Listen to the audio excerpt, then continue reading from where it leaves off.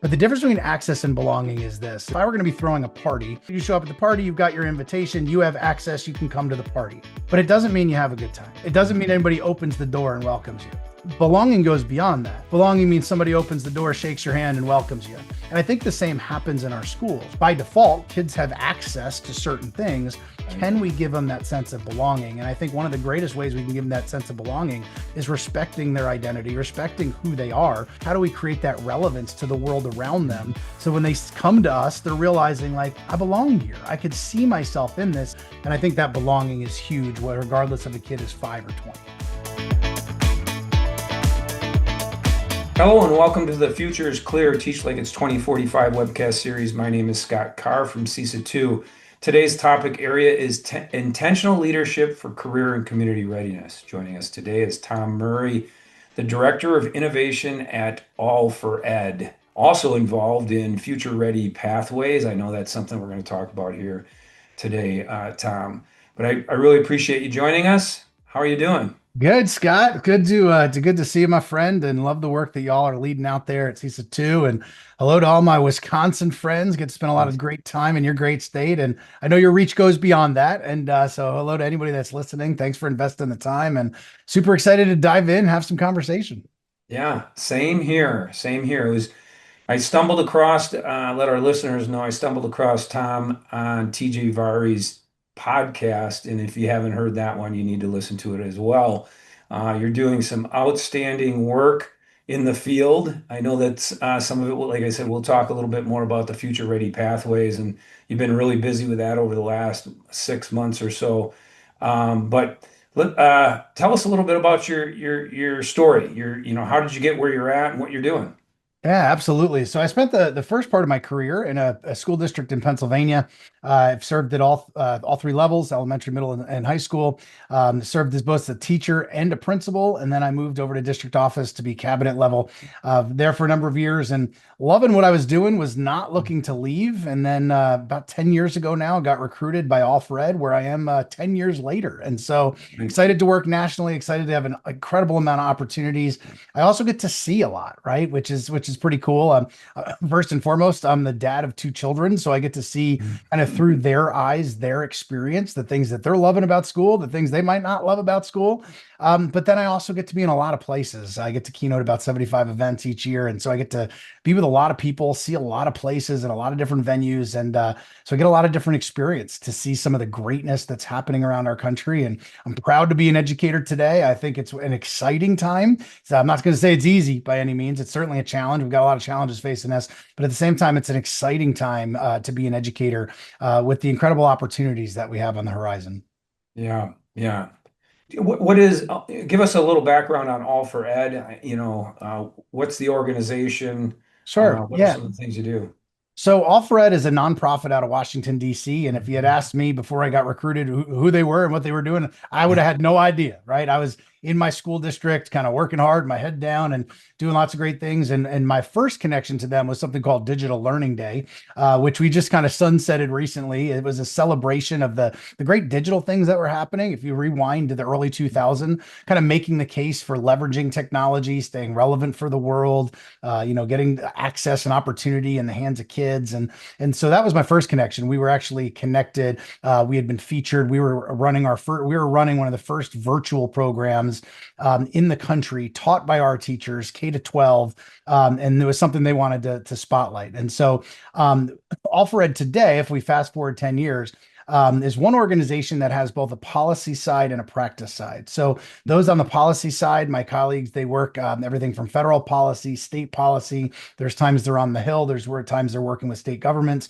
And then I'm on the practice side, where we have Future Ready Schools. Future Ready Schools itself has been around since about 6 months after I got there. President Obama kicked it off at the White House. And even though it is bipartisan, we work in some of the reddest states, some of the bluest states. So we're not there to be political per se. We're there to support educators. And I really work on the practice side. And so Future Ready has really been the practice side. Got a team there. We do events, we do online types of things, we create resources and tools. We work with school districts and work with places around the country for some consulting if they need it. Mm. And so being able to support educators is really the heart of the work that I do, both professionally with Future Ready Schools and All for Ed, and then personally and getting to serve them and working through some of the books I've written and that kind of thing as well. Yeah, yeah, some really good stuff that you guys do, and we'll dive into especially some of the equity and access type work that you've been involved in. But as you and we met and talked a little bit, and I kind of gave you the format, the why, what, how a little bit with our pod, and but you and I both agreed that education really needs to shift, needs to transform, needs to change, and you're doing a lot of that work now even. But why do you see the need for change in education? Yeah, I think so much of the data just shows us the need to change, right? And I'm not one to start throwing out like NAEP scores and that kind of thing from the get-go. Some people will. I look at it sheerly through the eyes of how do we as a system stay relevant for the world that's changing so fast? And so to me, it goes far beyond test scores. It goes beyond like, what is the goal of schooling K to 12? Like, and I think we can all make the argument that that has shifted substantially over time.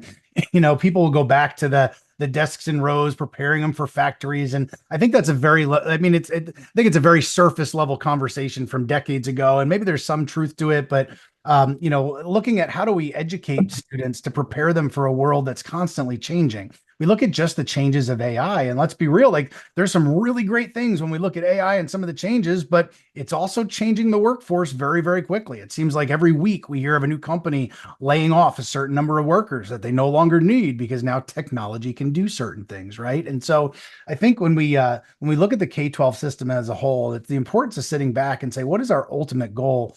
But we recognize there's certain boxes that we get put in and that we've got to, we have to take certain tests, we have to check certain boxes and due to the system and the way that it's set up. But ultimately, at the end of the day, how can kids walk across graduation realizing that's really a starting line? And I think to a fault, some districts, many of us at times have looked at that graduation because that's that final metric is our graduation rate and get them across that stage. Right. The irony is that is not an endpoint. That's a starting point, right? And everything we're doing is kind of that precursor to the rest of life. And so it's a question that when I was a principal at secondary, I'd wrestle with a lot of like, what's the ultimate goal of kids walking across that stage? And I think for a long time in our country, that goal was 4-year college box and No Child Left Behind kind of put us in that box. And if you didn't fit in that box, like we didn't do our job or you weren't cut out to do X, Y, and Z. And what a disservice that was if that was the message Right. that kids heard and that families heard. And then now we fast forward and people are really questioning, like, what is the value of a 4-year college? Like, is it really needed? And so it's been a fascinating turn, I think. And I think there's a lot of conversations that we've needed to have for a long time. I think you look at, CTE, which has been done and done really well in a lot of areas for a really long time. For some could have been looked at, well, like you don't fit in that 4-year college box over here. So you can go here part-time and over there part-time. And again, what an incredible disservice we did to those kids. You ever pay a plumber on a Saturday? Like they're doing all right. They're doing pretty well. And by the way, might not have the hundreds of $1,000s in school debt that other people are now Right. kind of complaining about, right? And so I think things are shifting. I think they're shifting for the good. I think, when you look at higher education, absolutely can serve a purpose for a good number of students. But even there, the competition's becoming very real for a lot of different places where people are asking, do I really need that 4-year degree? What's Yeah. fascinating, especially with the connection to AI, with all of the world's information at our fingertips, with the world's knowledge at our fingertips, with the ability to take essentially full college courses from some of the highest, levels of institutions totally for free online, it really does beg the question, what's the end goal here? And I'll always bring it back to there's not one right answer for that because it's going to be student dependent. And so what you'll hear from me is always looking at what's best for each individual learner. How do we open up the doors so that they can leverage their interests, their passions, their strengths to ultimately do what they want to do, but make decisions and they leave us with a plan as Mhm. opposed to, I'm not sure what I want to go do. I'm going to go spend a couple $100,000 and hope I figure it out.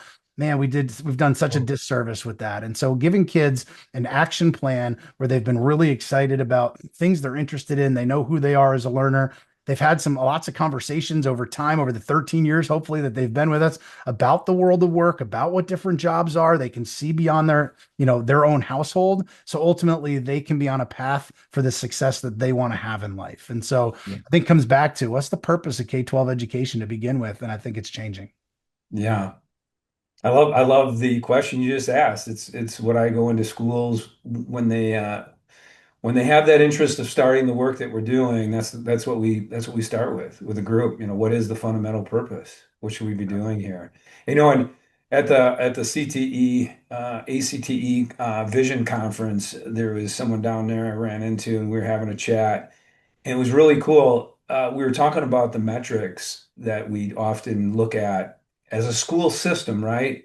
And she said, we got to stop measuring ourselves on how many kids we send to college and measure ourselves on how many kids could afford and put themselves in a situation to buy a home 5 to 7 years out, and having that economic mobility and the opportunity to understand that. So I was like, whoa, that Yeah. that would be a metric to put on our state report cards, eh? How about it? Well, when you look at the data, I mean, take that as one example. Like for years, we produce these college rates, like you say, like, our district sends 95% of kids to college. Yeah. And again, like I'm sure there's lots of celebrations there. I'm not knocking our district, but what if theoretically 94% of those kids dropped out at the first year?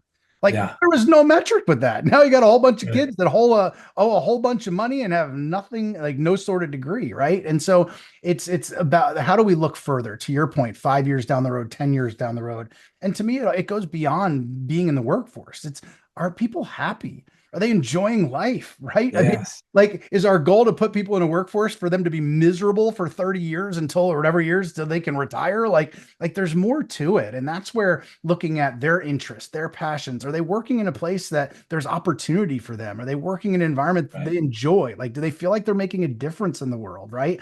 Because all of those kinds of things, they could be, they're really hard, if not impossible to quantify, years down the road.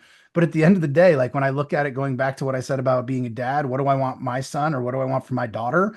I want them working in an area where they love, that they feel like they're making a difference in Yeah. the world, that's sustainable for them. There's some opportunity for growth there, right? That they're enjoying, and it's something that they want to do, right? And so if that's what I want for my own children, it's only fair for me to want to create the access and the opportunity for other people's kids as well. Yeah. Yeah. Well said. Let's talk a little bit about leadership. I know that you've written some books on it. I think the one is what is it? Learning transformed, Transformed. yep, with Yeah, ASCD, yeah, sure. yeah, yeah.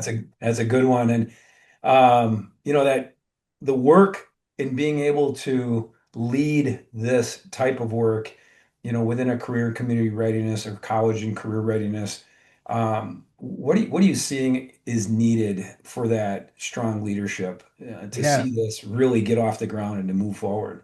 Yeah, so great question. The first thing that I'll say, it all read about a year and a half ago in the post-election and the Trump Biden election, we did an exit poll survey in all 50 states. It was one of the largest education surveys done, and we worked with a Republican strategist and a Democratic strategist Mhm. that were used to doing polls, right? So a Democratic pollster and a Republican pollster. And we agreed to only publish the things that they agreed on, right? And what was fascinating, and we looked at education, we looked at healthcare, we looked at a lot of the metrics would be kind of what you'd assume just based on maybe watching the news.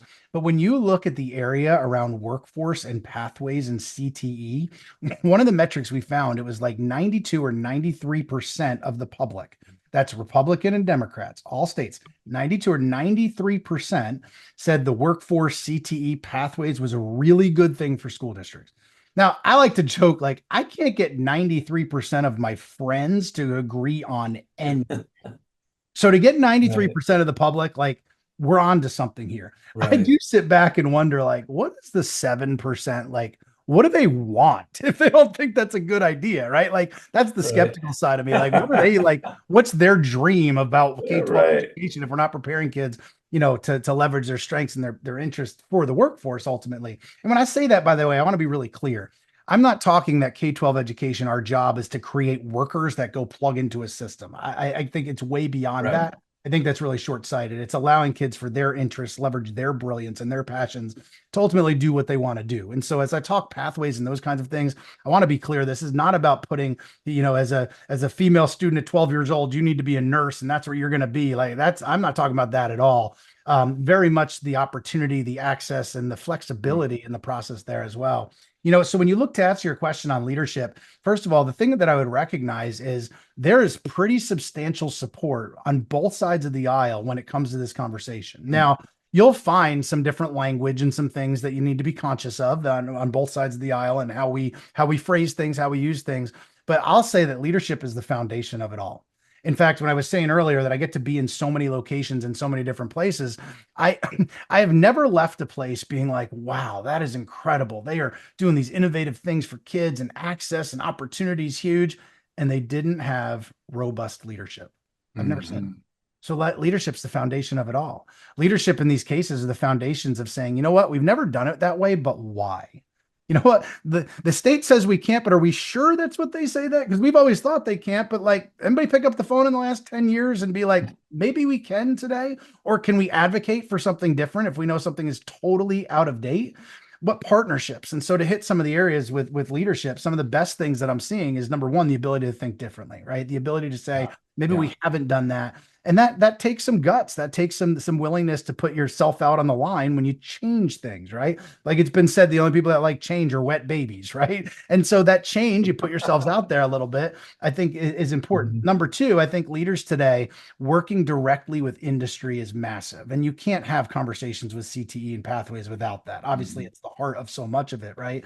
But leadership making really intentional connections for things like work-based learning, for things like internships or even paid apprenticeships. Like those connections are absolutely huge.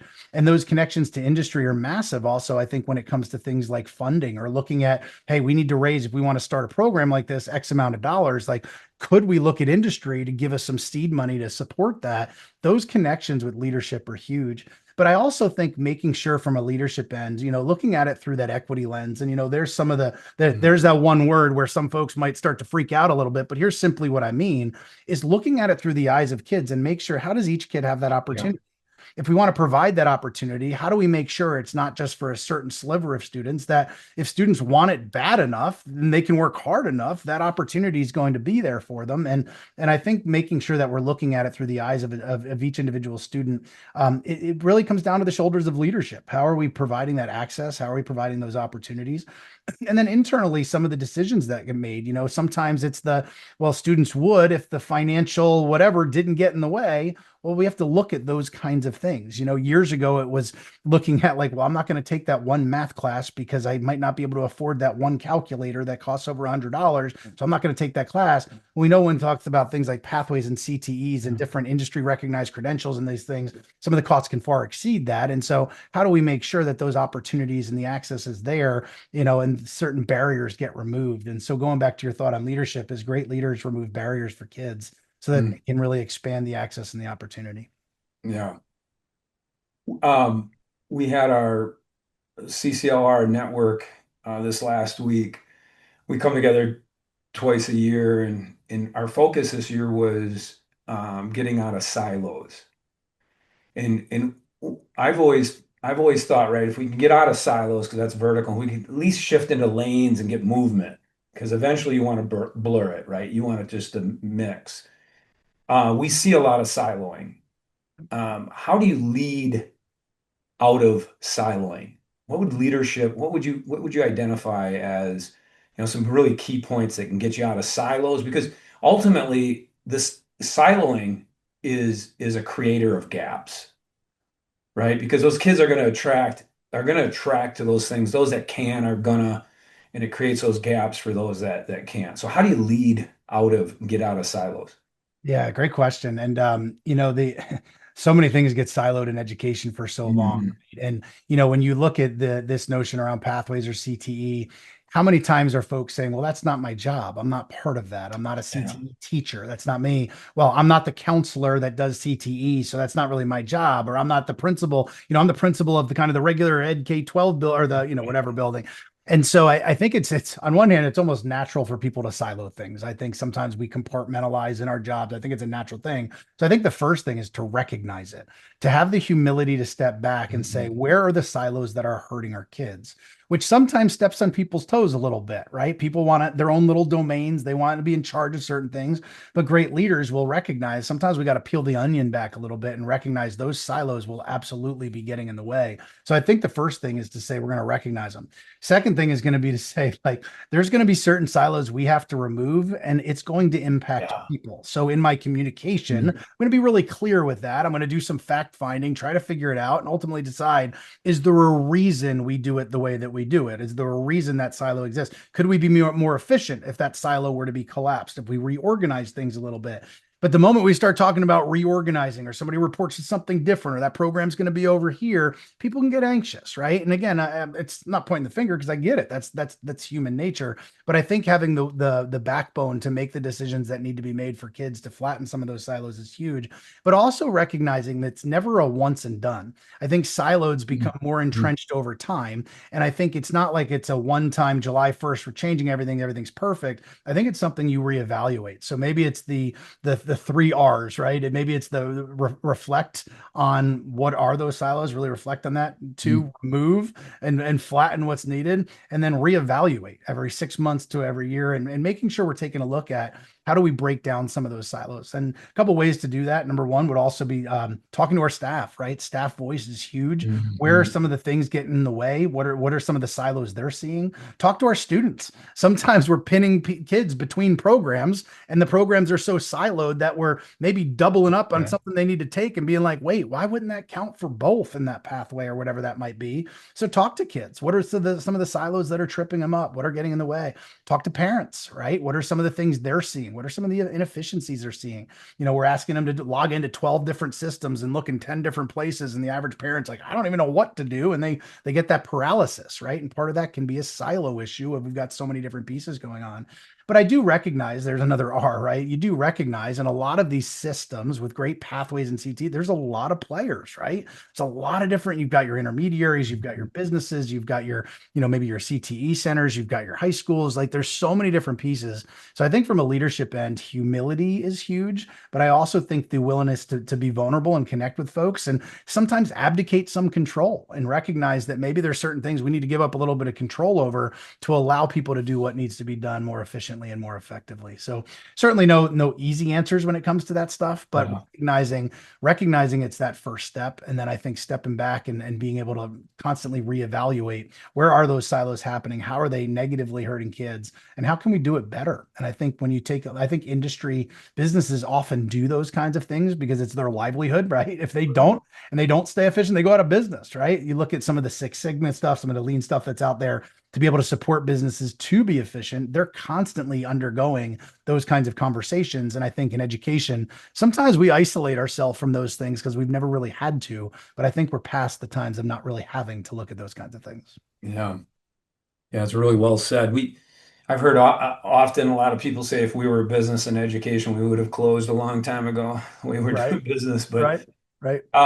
one of the things I've recognized in that shifting silos into lanes so you can get some movement is that once you get going, that then the silos kind of take care of themselves. They start to blend, they start to bleed into each other, and more conversation, right? Where people are recognizing the great work that's happening, and there's much higher level of collaboration, relational components to it.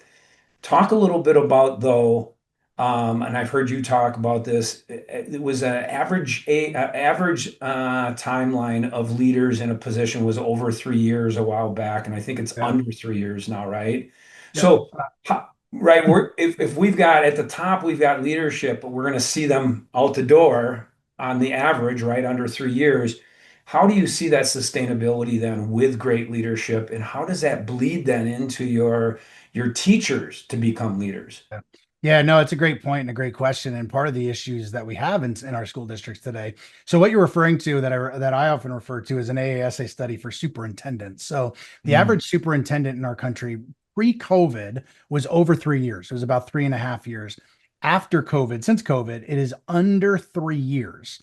Now, assuming the average first contract for a superintendent is 3 to 4 years, somewhere in that range, right? Depends on the state. There's some different regulations with different states, Mhm. but typically it's no less than three, unless there's a state that I'm not familiar with that does like 1 or 2 year off the bat. But typically in that three, which means that the average superintendent does not fulfill their first contract.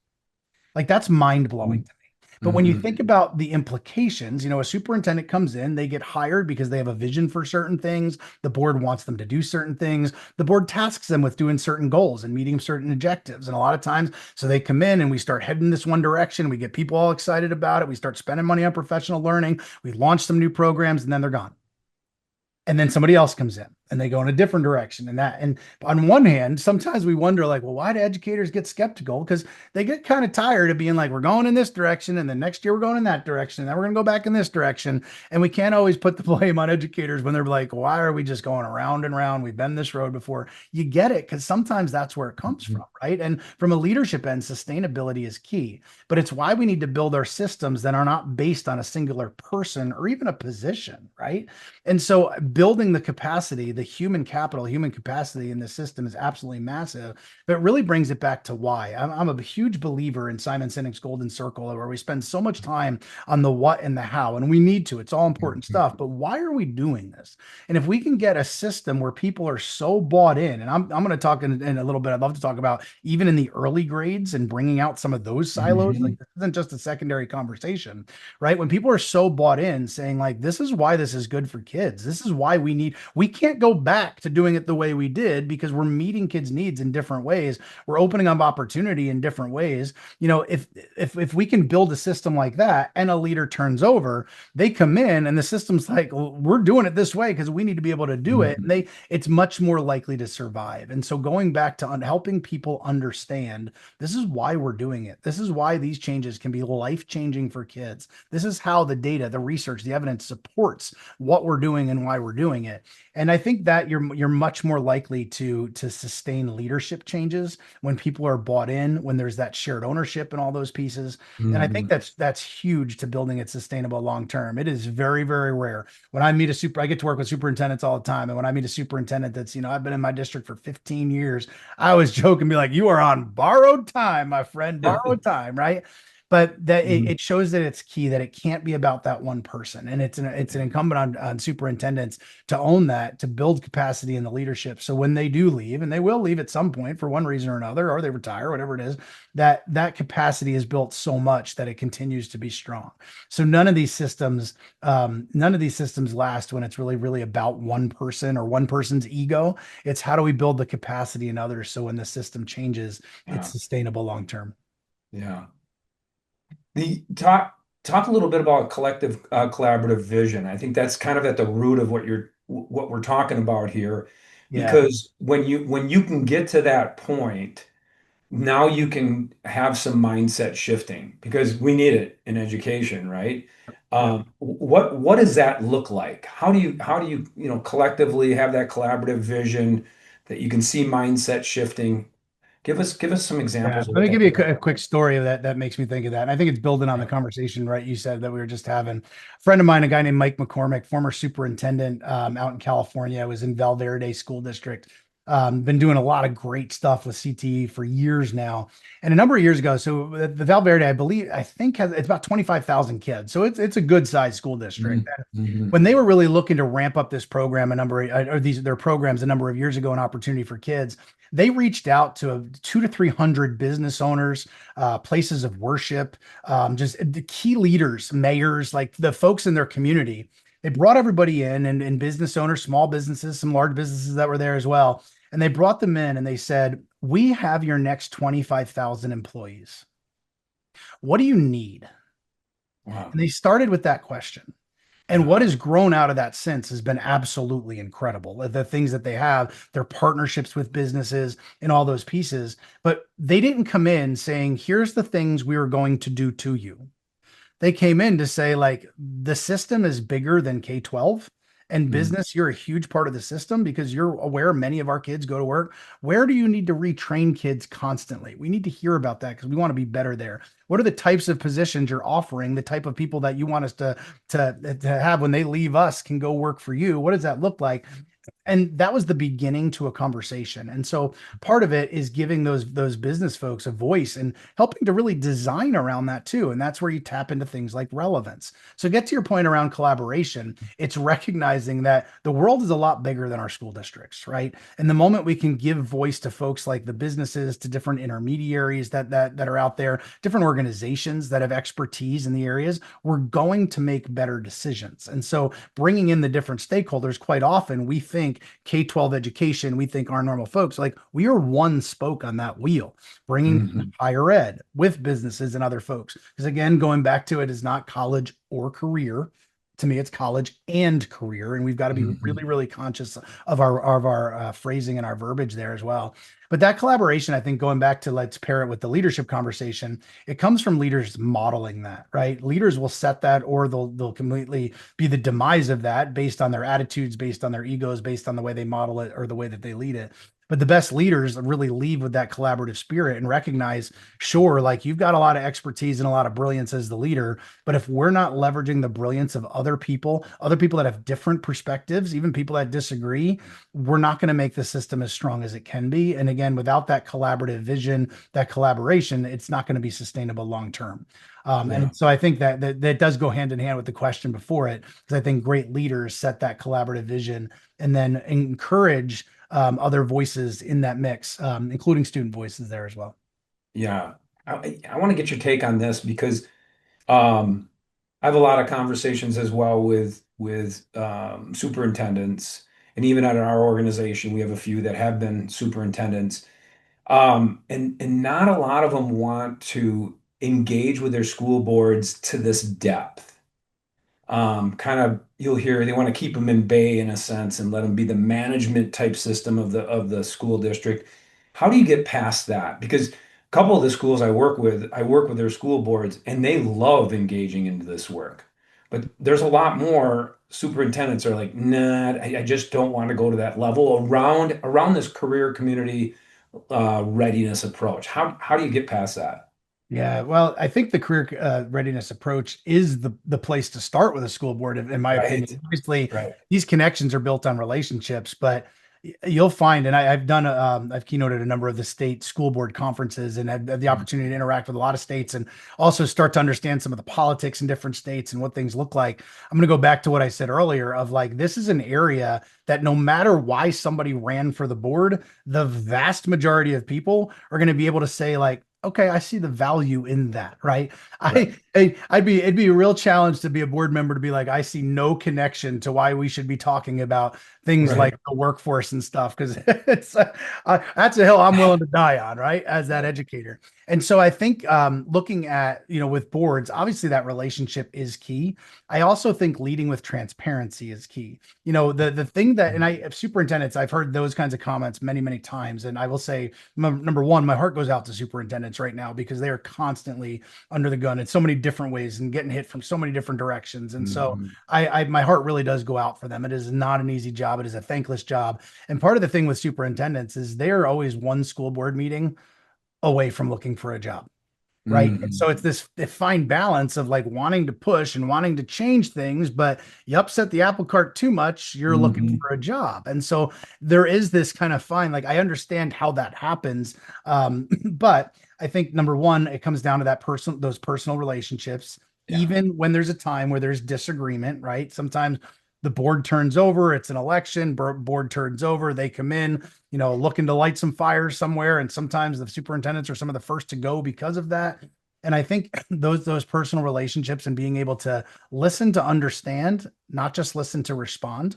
I don't think your job as a superintendent is to get, a perfect vote in your, 5-0, 7-0, 9-0, whatever it looks like in your state, like in your favor every time. I think part of it is build the relationships enough that you're building connections to Right. understand, but then be a good listener.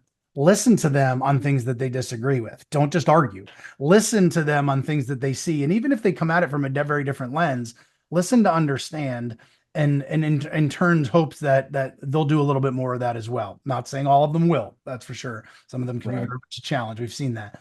But I think that relationship is huge. But then the second piece, I think this is an incredible area to start because all the data again shows it, right? And so whether they're on the left or on the right, like politically or even in the center, wherever it is, the vast majority of folks or the public are looking at this saying it's Mhm. really good stuff. And so to me, this is a great area to engage them in. And many of them are business owners. Many of them own, are running a farm or whatever that Right. might be. They have Right. experience here. And so just like we would say earlier with some of our other leaders or teachers that leverage the board in maybe even different ways if they own a business, if they're involved in the town, where many of them have connections, many of them have experience, many of them have expertise that may make our programs that much better. And you get people buying it in like that and feel like they're part of something. I forget who says the quote, but there's a quote out there that says something along the lines of people are less likely to burn down something they help build. Right. And I love that because it goes Makes to there, sense. get them involved, get them as part of this process. Mhm. And they're much more likely to say, hey, let's look at a different program or a new program. And so I think that leading with transparency, I think that relationship, and then also leveraging their expertise, I think are all really important aspects of it. Yeah. Yeah. Good stuff. Let's go a little deeper into college and career readiness, if you would. Yep. How do we make planning around that more intentional within our school Yeah, systems? yeah, I love this conversation. And so I'd encourage people to check out Future Ready Pathways. If you go to futurereadypathways.org, that's Mhm. been my baby for the past year. It is not a finished product. It is something we're going to continue to add to and go through. One of the things that I think sets us apart a little bit more of one of the things that we're pushing nationwide is starting these conversations in kindergarten and first grade. Mhm. Many times these conversations are looked at as like, we're going to do and I was an elementary principal, and I think I was guilty of it back then. It was just kind of the way we had done it. We did a career day each year. We bring some people in. If I was absent that day, I got career day next year, right? It was very, very random. There was no sort of system. Tell you a quick story. I was sitting in Cone Valley. I'll give a shout out to David Miyashiro, an incredible superintendent, Cone Valley, a number of years ago. And I'm sitting in this first grade classroom, and this little girl looks at me and says, Mr. Murray, I'm an A.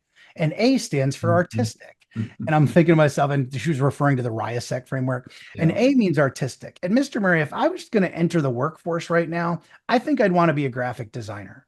But Mr. Murray, that might change over time. And I remember my head almost exploding as I was talking to a 6-year-old, and she's talking to me about the world of work, where my 6-year-old at home was like watching Teletubbies, right? Like what is happening here, right?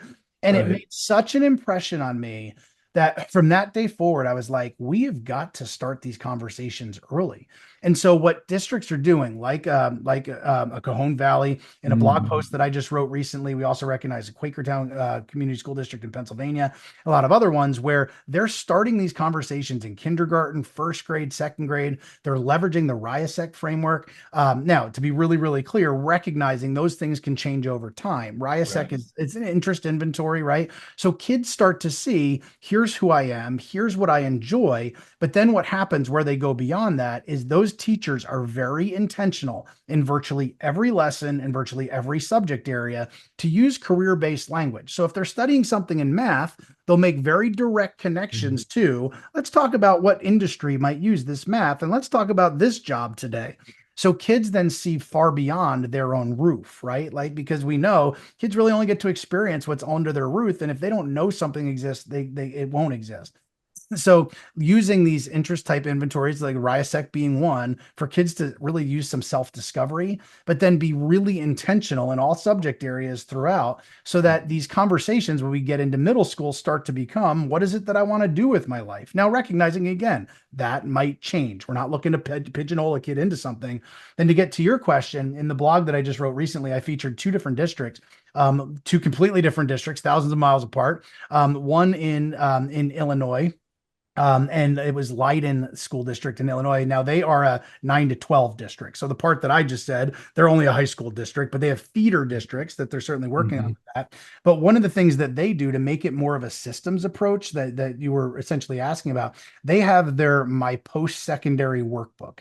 It is a workbook and it's available on the blog on Future Ready Pathways under the Leiden highlight if you want to check it out. But it is a digital workbook that they have created internally that for Ah, 4 years the kids work on. And so it's all about who they are, the things that they like, and then they're researching career fields as they're going into their pathways. They're researching things on salaries and, do I need to take out some sort of student debt? What might that look like? And then what do I need to live? And like all those kinds of conversations They're very intentional. For 4 years, every kid works on their My Post-Secondary workbook.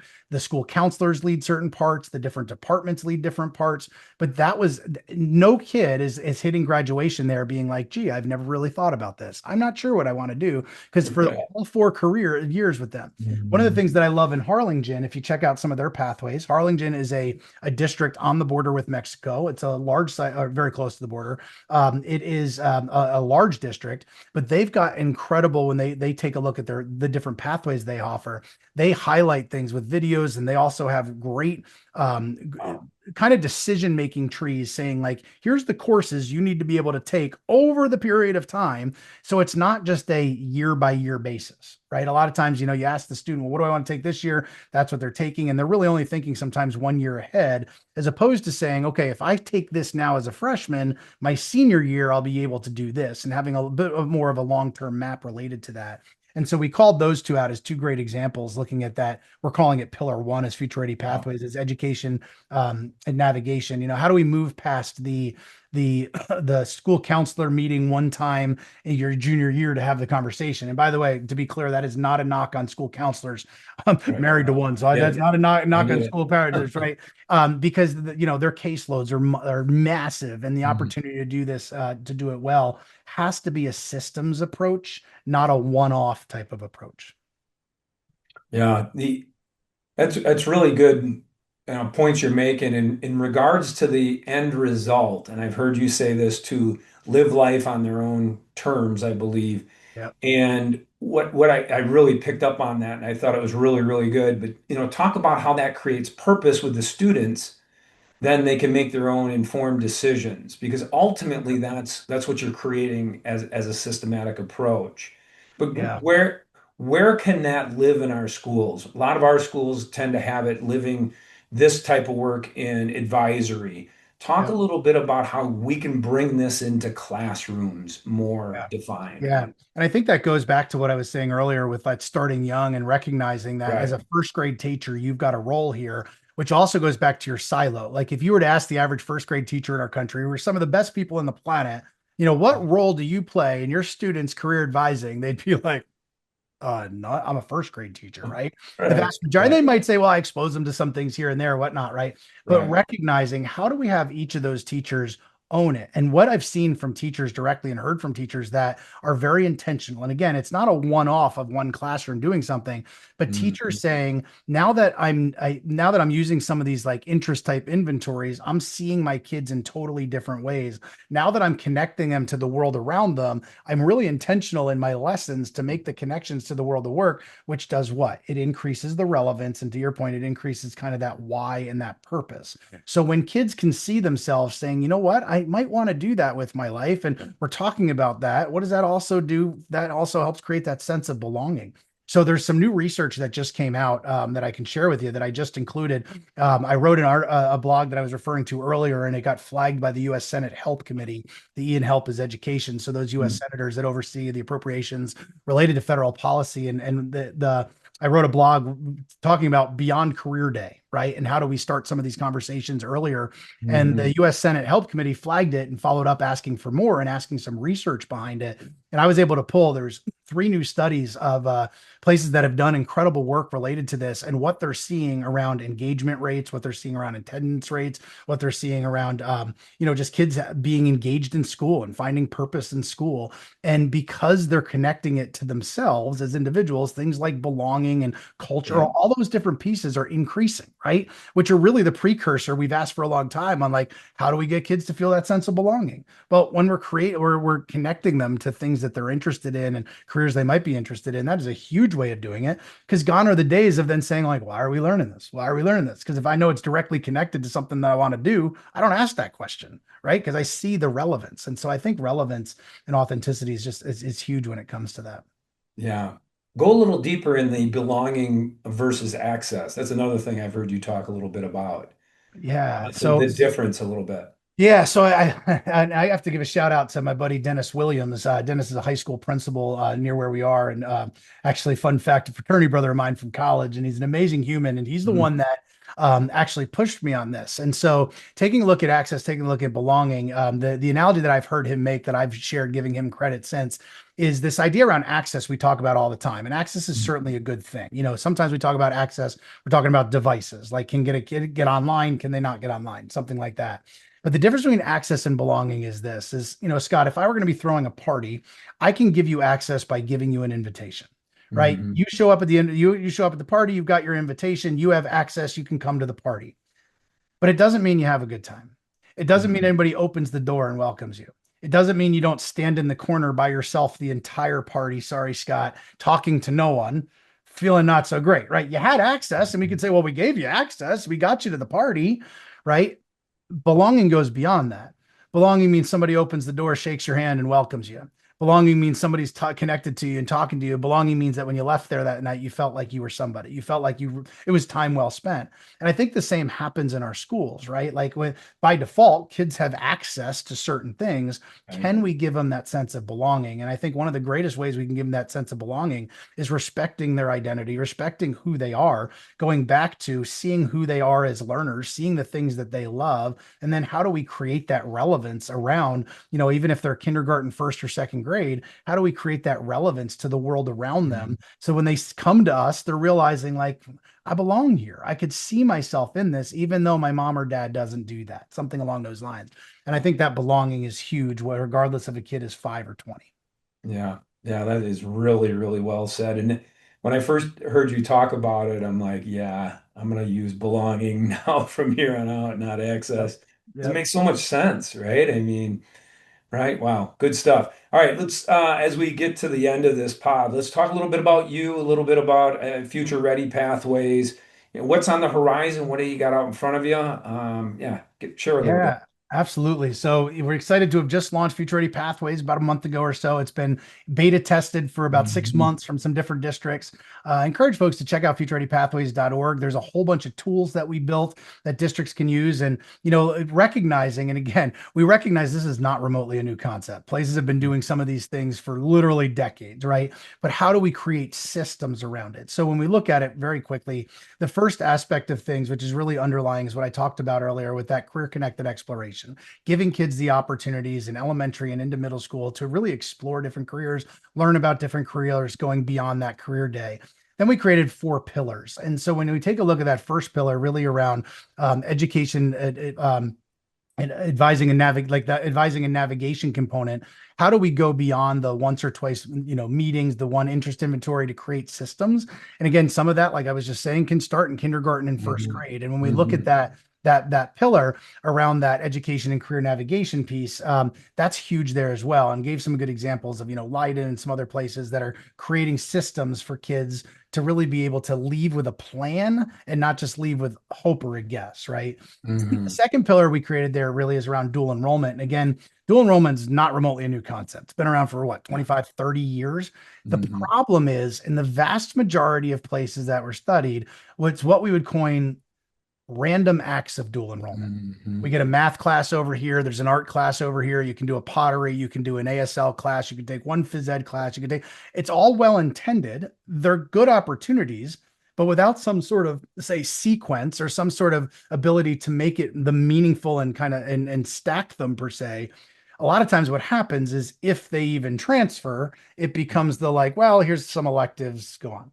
Some of the greatest scenarios that we're seeing is places where I was just working with Barrington, Illinois. I did their opening Mhm. earlier in August, and they're launching a program this year. And I know there's some others, and I think you're familiar with the program as well. They're launching a program this year. When a kid graduates high school, they get their high school diploma, and they also get handed their associate's degree because they took enough dual enrollment Yeah. courses throughout. They've Yeah. completed 2 years of college by the time they graduate high school. Now we're talking about shifting some systems, right? Now we're talking Right. for kids to be able to see. And so, yes, there's opportunities beyond dual enrollment. We recognize that.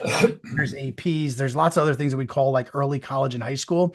Part of the reason, and we call this out in the Future Ready Pathways, that we're pushing the dual enrollment aspect of things really is an equity issue. A lot of times, you Mhm. take like an AP course. It's like, I took this course all year long. We invested, took all this money, take that test. I got a 3. Oh, sorry, doesn't count. Yeah, we need to get beyond that, right? And so taking a look, dual enrollment, and there's a lot of research on that. That's not somebody's opinion. Dual enrollment really is that best. And so how do we help create systems that there's a lot of opportunity there, but it's also a coherent system where there's not a whole lot of confusion. Like we can work through that. Lots to say there. Third pillar is really around work-based learning. And again, lots of CTE places have done those kinds of things for a long, long time, right? What does that look like ultimately when we talk about work-based learning? And that's where we can start to get into things like apprenticeships, seeing even paid apprenticeships where students are now getting credits in high school, but also making money on the side. And yeah, we've got to be conscious of certain laws and certain things in certain areas, but the any of the statistics you look at around work-based learning of numbers of students that then stay in the industry, they've now created some social capital there. What they're finding is the employers don't have to retrain as much. They don't have to spend as much on hiring because a lot of times they're saying, "Hey, this kid's busting his butt. He's doing a really good job. She's doing a really good job. I want to hire her directly." And the impact on that, people are staying longer than a year when they get originally hired. Lots of great data on those pieces. And then the other pillar we talk about as well related to it is around industry recognized credentials. And this is such a hot topic, such an interesting area. And I love to lead with the vast majority of credentials out there are total waste of time and money. Total Yeah. waste of time and money, Yeah. right? And so we talk about, there's well over, I think last count, Credentials Matter did a count. It was like 1.7 million credentials currently available to high school kids. Ooh. Right? And the minuscule percent actually have value, right? And so, point being, there we've created in Future Ready Pathways some discussion questions, some rubrics, some things to help people have conversation on how do we prioritize things that are industry recognized. How do we know they're actually what employers are looking for? And that's where you can't have those conversations in vacuums without talking to people in the field, talking to people that are business owners, talking to things. So many of the credentials folks are working on, they go and they're like, oh, we don't care about any of that. And it's actually the majority of them we're spending a lot of time and money on. So we've got to be really, really intentional in making sure that we're helping kids get credentials in the Yeah. right areas, and that ultimately have an impact. And so around Future Ready Pathways, those are the pillars that we've talked about, and lots of different resources, lots of spotlights. We're highlighting districts that are large, that are urban, that are tiny, that are rural, that are in red states and blue states, just to see. And again, there's no one right method to do it, but Mhm. what we found is there's a lot of these pillars, we'll call them, that if we can make them super strong, kids will have additional access, additional opportunity. And so, Scott, that's where I'll point to. You all are doing incredible work there as well. Certainly could be a highlight on Future Ready Pathways and the work that you're all leading there. And Yeah, appreciate it. excited about that work. And I think the other part of the question, when we vision forward, I think because it's an area that the public as a whole sees as a good area, people are willing to fund that, right? If we're Mhm. more willing to fund things and people are seeing the Mhm. relevance and the connection to work, as things around college and the around college debt, and is college worth it and for who and for what purpose, as those conversations continue to speed up, we're seeing more and more of that. I think we'll continue to see more and more around workforce. I think CTE and those things will continue to expand because right now it's probably the one thing in education that has everything seeming to go for it. And obviously there's some issues there for them. I don't want to say those folks, but like you all certainly have, major issues you're Right. working through as well. But I think from like a political capital to like local control and support to even businesses on the whole saying, yeah, we want to be part of this as well for their sustainability and what that can look like. It gives me a lot of hope for the future and for my own children as well. Yeah. Love it. Great, great stuff. All right, one last question for you. Our tag, as you know, is Teach Like It's 2045. What do you feel education will look like in 2045? Yeah, I continue to see public schools coming under massive pressures. If you've Mhm. checked out the work of folks like Alpha School that started down there in Texas, and I'm not saying that promoting it, I'm saying at it is a very different model where kids are on devices 2 hours a day, quote unquote, getting all their academics and then getting patents and building companies and learning life skills and all those things beyond it. It is exploding. And the idea around Yeah. some micro schools and stuff is exploding. I think it's going to continue to put more and more pressure on public education to be able to stay relevant for the times. Gone are the Mhm. days where we can count on like all the kids just come to us because we're the public school and we don't have to shift month. Like if that's our mindset, we're already 5 to 10 years behind. And so Mhm. part of it is I think we'll continue to see, and we are seeing it for great districts that are saying we need to build some different programs to meet kids' needs in new and different ways. Because if not, we are going going to become obsolete. And so with that, I think the best school districts will continue to do that as we continue to see building. And I know you're working on, some virtual programs to have those options for kids and options around CTE and other, fully developed pathways. At the end of the day, going back to where we started, how do we help build K-12 systems that focus on that why, that relevance, a student's individual interests and passions to what you brought earlier so that each kid can live life on their own terms? And I love that phrase because at the end of the day, that's the goal for me. When I bring it back into my household, my son and my daughter have completely different needs, completely different interests. Mhm. And if that's my household, how much more diverse is the interests, the needs, and the whatnot of a full community? And so, how do we build systems where both of those can thrive? And so our community can thrive as well. Our K-12 systems have massive, massive economic impacts in our region and throughout our state. So we have to succeed. It's the only option. But to succeed, we need to be willing to be flexible and agile moving forward to better meet the needs of kids. Yeah. Yeah. Wow. You really say it well. Appreciate it. All right. Thank you. Really appreciate you taking the time. If people want to get in touch with you, how can they do that?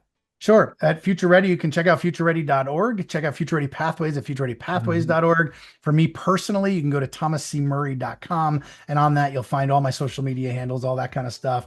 Feel free to reach out. Would love to stay connected. And Scott, I Mhm. appreciate you, the work that you're leading, Thank your you. friendship, but also for your time today as well. Yeah, really appreciate it, Tom. And you need to check out the website. I've been there, I've been stealing stuff already. So it's really, really good stuff. Thanks again, Tom. I really appreciate the hard work, the impactful work that you're doing. Awesome. Thanks for having me. You betcha. And as we depart, remember the future is clear. Take care, everybody.